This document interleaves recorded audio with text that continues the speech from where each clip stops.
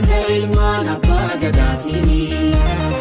Hooggansa ilmaan abbaa gadaatiini.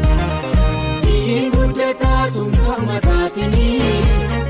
Biyyiin guddataa tumsa ummataatiini.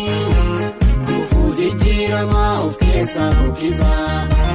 Gufuu jijjiiramaa of keessaa buqqisa. Injifannoo aasaan dhufes kunuunsa. Injifannoo aasaan dhufes kunuunsa.